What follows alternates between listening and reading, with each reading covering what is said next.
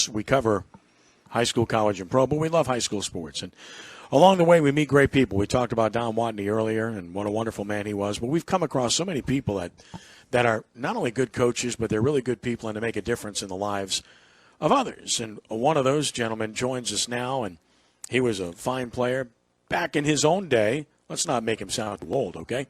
But he's was. Not? No, he's not. Well, I mean, that's beauty's in the eye of the beholder. You tell me. Okay. He played at Bonneville and at Nicholls State, of course, and then got a chance to coach at his alma mater at Bonneville with Mike Villamoret and Rick Gailey, and he did a great job there, and then became the head coach at Bonneville at his alma mater. And, look, I thought he did a solid job in a very difficult situation. Not a place that was conducive to winning, with all due respect, and God had a plan. He moved on, and last couple of years he's been at John Ehret High School, and most recently was promoted from interim head coach to head coach of the Patriots after Marcus Scott departed. It's a pleasure to welcome Reggie Rogers to the show. Reggie, listen, thanks, and I hope you're doing well in these unusual times. Thank you, guys. I hope you all are doing well as well. Appreciate the job you guys are doing. Well, it's our pleasure. And first and foremost, just talk about the opportunity. And I said what I said to be genuine, because Bonneville's a wonderful place. They're good people. We had Micah Hagans on our show last night. Micah's a friend. Right. Basketball does great there. Football's a difficult animal at Bonneville. At least it has been for quite some time. And yet you love the school. You approached it that way. Just weren't being able to win was the issue. Now you're at a place where they do win on a regular basis, and they do have very good players. Talk about the difference and the opportunity that you now have at John Ehret. First, let me say I absolutely love Bonneville. That's my alma mater. It's my home. And Ken, as always, has a special place in my heart. And for the opportunity to be able to coach at John Ehret, said something the Lord has a plan. It's something I didn't foreshadow. It's something I didn't see or think would happen, to even think about. But the Lord put you in places to put you where you're supposed to be. And I don't question that. And I think it's a remarkable opportunity, and it's a real good situation for myself and my family. Ed? Coach, when you walk through the halls, is there more talent in the halls than there are in the field, or do you have to try to convince some of those guys to play football, or all the good players playing already, or do you see somebody walking the hall and you're saying, hey, you should have a uniform on? I would say at John Ehret, the football players play football. In most cases, if you're a football player, the first thing you do if you come to a school, you want to know where the football players are, where the head coach is, how can I be a part of this program. So for the most part, the players who can play are able to play, or they play. And I appreciate, those guys coming out and giving the effort that they do. And it's a large school, but the majority of football players play football already. Yeah, I agree. In fact, I'll let Ed interject, but I was going to say, I'll bet what Ed said is probably true at Bonneville, trying to get some of Glenn and Micah's guys to come play football. That's a different story as compared to Ehret, right? Right. It's a little tough. It was a little tougher sell, because, winning produces, results, and it's kind of hard to kind of build, something to try to sell a kid on something that could benefit them, but, kids can see what's right in front of them, and I couldn't blame them for that. We just had to do the best we could, and I think we did a great job over there. Coach, when you go about your business every day under at least the new normal right now, how do you handle that? Can you tell me what you're doing every day and kind of give us a thumbnail of what you have to do as a coach to make sure that you follow all the COVID-19 guidelines? Correct. Along with the state recommendations, Jefferson Parish has, put their thumbprint on also, to keep everybody safe, coaches and players and families, the like, trying to keep them safe. So, right now we're working out 3 days a week on Monday, Tuesday, and Thursday. The limit we can have is 25 people total at one time. Not a group of 25. We have one group of 25 people that always have to be together. And we run 3 different pods. So we roll one in for an hour, roll them out with a break, and roll the next one in. We started on Thursday, and it worked well. The kids are excited to be back. The coaches are excited just to be able to see the kids and put our hands on them. And I I was laughing because I've never been able to really address. I mean, they know who I am, but I've never been able to address them, all in one spot as a head coach. Introducing myself and things like that. But fortunately, most of the kids know who we are, and that's the new normal now. We're just not going to complain. We're just going to adjust and make the best of it. Visiting with Reggie Rogers of John Ehret High School, 260-1061. It's been tough. We've lost Wayne Reese. Ed and I both just coming from Don Watney's funeral as well. Two of the legends and really good people, I might add, in the industry. And, of course, in the last 2 years, we lost one of your mentors and our former tri-host of this show as well, Rick Gailey. These are special people. These are people that this is what the business is all about. I would imagine these are the kind of people that you strive to be as well. Absolutely. In our lifetime, we all hope to be able to come across, great people that we can say, this guy was my friend, and this guy, really cared about me. This guy, left something behind for me to take forward and to have. And I appreciated Coach Gailey. When I called, he always answered. It's like with Coach Reese, I had a few times the opportunity to talk with Coach Reese. Whenever you did have a question or you just want to talk, he would talk to you. He wouldn't put you aside or shun you. Same thing with Coach Watney. Being able to not directly be coach with him, but, being able to coach with Coach Willie Brooks, it was indirectly, the guy who mentored me as well because, Don Watney lived, through Coach Brooks, and he made sure he spoke highly of him and he mentioned him and how much he cared about him, and that meant a lot to me to see that there was a guy that he can also, go to and lean on when times get tough. You need a mentor, you need a voice of reason, and Coach Watney was that for him, and he became that for me because he spoke through Coach Brooks. Coach, when you look at the season going forward, are you concerned about, what happens if you have players test positive? I mean, you could be out 2 weeks. Doesn't that make it kind of a, you kind of walking on eggshells? Agree? Yes, I agree. Right now, we're taking all precautions. We're wearing masks. We're doing everything we can possibly do in our control to get the kids prepared and to be able to try to run a program at the same time. And, I pray before I go in every morning that, we stay safe and the family stay safe and our football program is able to move forward.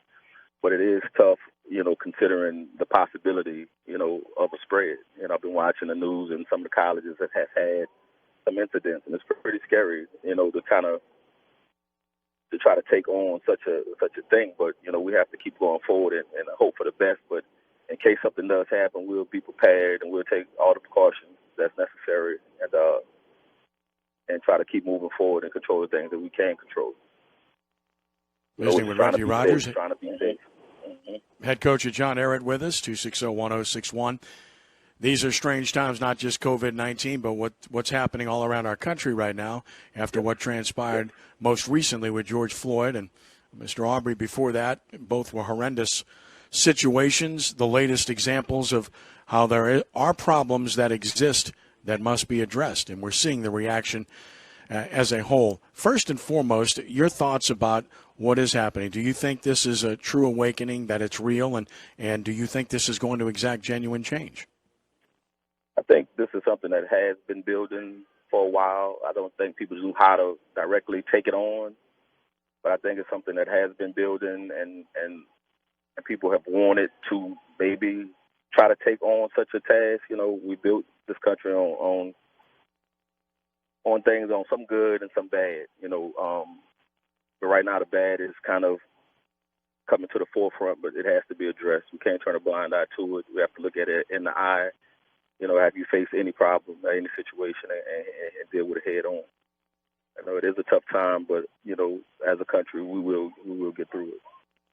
From Mike Villamaret and Rick Gailey to Caucasian men who I know you admired and who really cared about you, and in a mixed race situation. I would imagine your high school experience was good, but on the backside of that, talk about what real discrimination or racism you have encountered as a young man and in your life.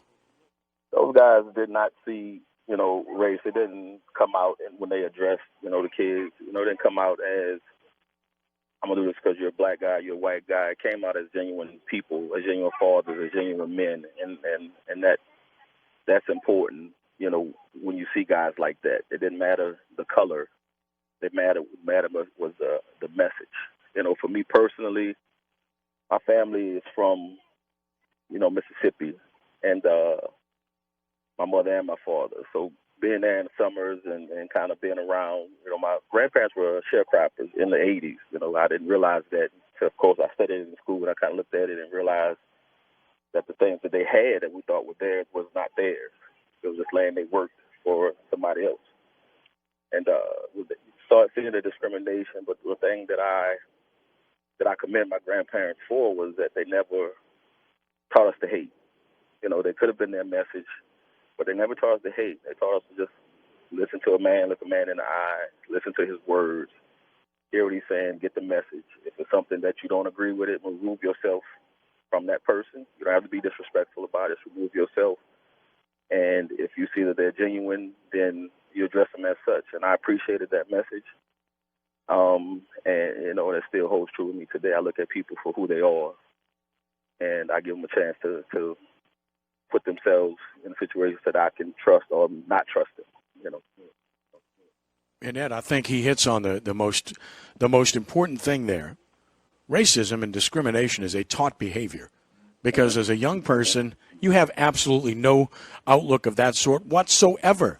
It's something that is taught and learned. Mm-hmm. And the 8-year-old doesn't feel that way at all. Mm-hmm. But the 18-year-old does, and when it happens, it's typically because that's what they saw and that's what they were taught, Ed, and then we'll let Reggie respond. Well, first of all, I've only been profiled once in my entire life, okay?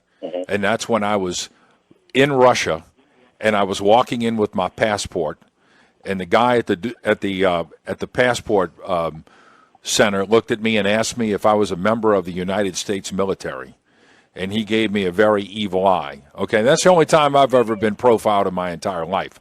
So when people talk about profiling, I don't know anything about that. Neither do I. Okay, so, I just listen to what everyone else says because I have no idea what that's all about. And I'm willing to admit it. So I'm good with that. And also, look, I'm not a child of the 60s. I guess I am because I was born in 1957. But, I remember those times, and they were very turbulent, and what you said counts because my father would not allow any such discussion in my home, okay? And I learned from him.